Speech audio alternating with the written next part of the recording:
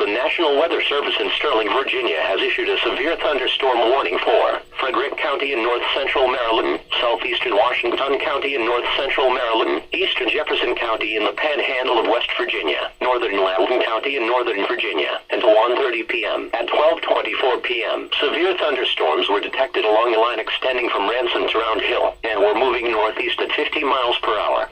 This line of storms is capable of producing damaging winds in excess of 60 miles per hour. Locations impacted include Boonesboro, Point of Rocks, Brunswick, Wolfsville, Braddock Heights, Bellinger Creek, Harry Grove Stadium, Frederick, Newmarket, Walkersville. A tornado watch is in effect for the warned area.